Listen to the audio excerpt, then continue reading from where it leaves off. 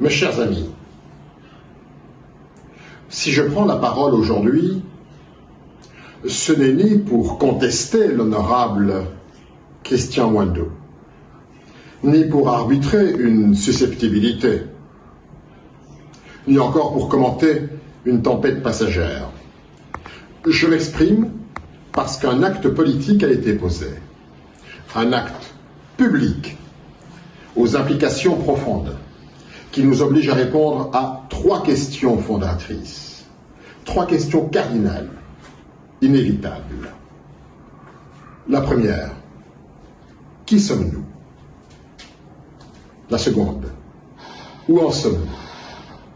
La troisième, où allons-nous? Ces 3 questions ne sont pas rhétoriques. Elles sont vitales. Elles déterminent si nous restons un mouvement historique ou si nous devenons un parti circonstanciel. Alors, qui sommes-nous? Ensemble pour la République n'est pas un parti né dans les arrangements ni les marchandages politiques. Il est né d'un sursaut moral et d'un acte de rupture. Nous sommes les enfants d'une décision, celle du G7.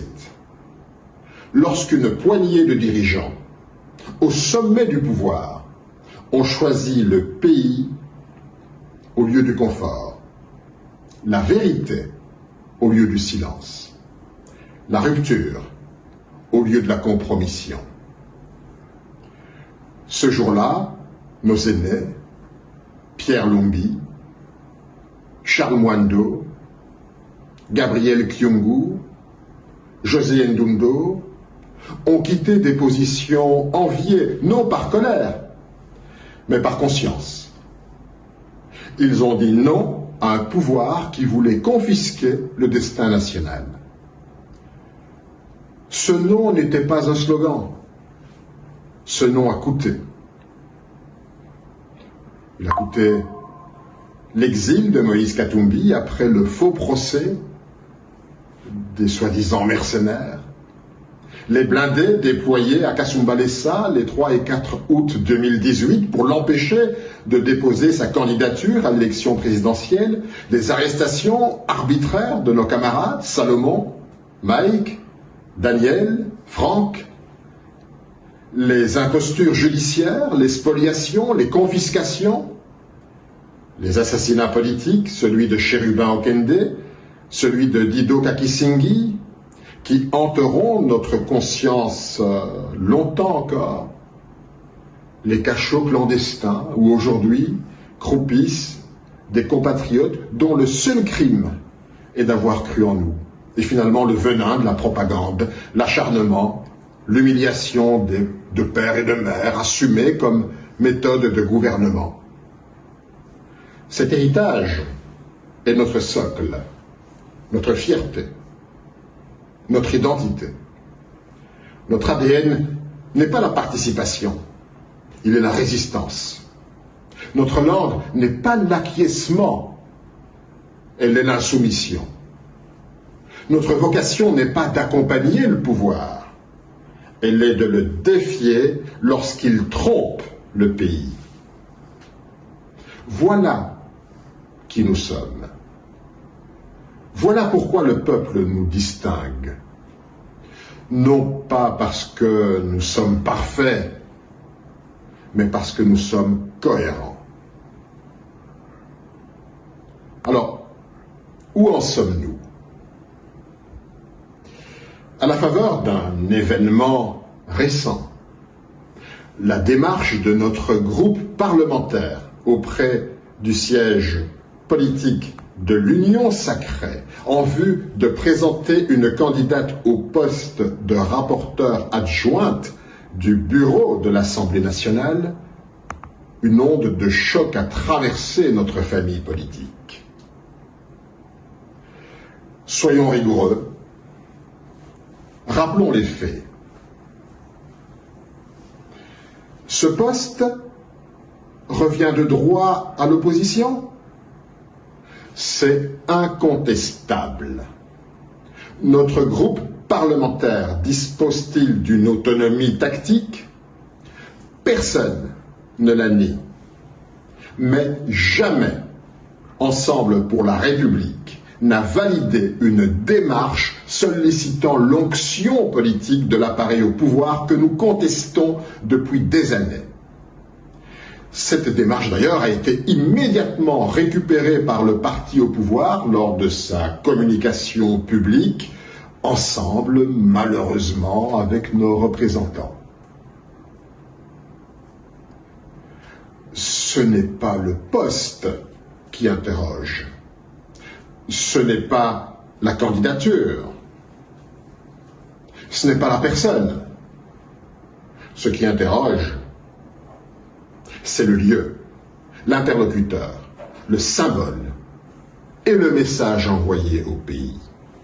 Car cette démarche consacre un glissement d'un cadre institutionnel vers un cadre partisan, d'un dialogue parlementaire vers une négociation politique, d'une logique d'opposition vers une logique de validation.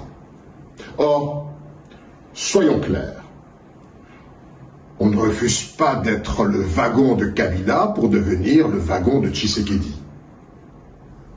On ne dénonce pas la fraude et ensuite on sollicite ceux qui l'ont consommé. On ne combat pas un système pour ensuite le légitimer par nos démarches. Nous avons tenu une ligne. Le pouvoir actuel tire sa légitimité d'un processus électoral gravement entaché de fraude. Nous en avons payé le prix. Moïse Katumbi le premier. Ce diagnostic n'a pas changé. Ce pouvoir continue d'être marqué par la répression systématique des libertés. Les enlèvements et détentions arbitraires, les procès instrumentalisés, le déni de droit contre les opposants, la captation des richesses sans redistribution par un tout petit groupe, la violence érigée en mode de gouvernance, la volonté insistante de vouloir changer la Constitution pour conserver le pouvoir. Alors, je pose la question avec gravité. Quel signal envoyons-nous au peuple lorsque nous présentons au siège de ceux que nous avons dénoncés? La contradiction n'est pas stratégique, elle est politique, elle est idéologique, elle est existentielle. Elle ouvre une brèche. Et une brèche en politique, si elle n'est pas colmatée, elle devient une capitulation. Alors, où allons-nous? Nous sommes à un point d'inflexion. Deux voies s'offrent à nous. La première, rester fidèle à notre histoire, à nos ruptures fondatrices, à nos sacrifices, à notre mandat moral devant le peuple. Ou, la seconde, entrer dans la normalisation, accepter la cohabitation silencieuse, troquer l'ambition contre l'ajustement, troquer la voix contre des postes, troquer la lutte contre les couloirs d'une famille politique. Et pour ma part, je le dis sans embâche, sans détour, un parti qui renonce à son identité n'accède jamais au pouvoir, il accède à l'oubli. Un parti qui renonce à la clarté ne devient pas stratégique, il devient ambigu. Un parti qui renonce à la lutte ne devient pas adulte, il devient soluble. Et nous ne sommes pas faits pour être dissous dans le grand bain des accommodements. Notre histoire n'est pas un folklore. Elle est une responsabilité. Le sang, l'exil, les prisons, les larmes, les humiliations, les morts, tout cela nous oblige. Pas à être parfaits, mais à être fidèles. Nous ne sommes pas tenus de tout gagner, mais nous sommes tenus de ne pas tout perdre, et surtout pas de nous perdre nous-mêmes. Le peuple ne nous demande pas d'être nombreux, il nous demande d'être vrais. Il ne nous demande pas d'être confortable, il nous demande d'être constant. Alors je le dis avec gravité, sans colère, mais avec fermeté. Je refuse que notre histoire soit monnayée. Je refuse que nos morts soient diminués par nos calculs minuscules. Je refuse que notre combat devienne une option, alors qu'il était un serment. Je refuse que la peur de perdre un poste devienne plus forte que l'honneur de tenir une ligne. Nous n'avons pas traversé le désert pour mourir dans l'oasis. Nous n'avons pas résisté à la dictature pour nous agenouiller devant la confusion. Nous n'avons pas survécu à l'injustice pour applaudir la compromission. L'histoire nous observe. Le peuple nous évalue. Nos enfants nous jugeront. Restons debout. Restons lucides. Restons nous-mêmes. Restons ensemble. Je vous remercie.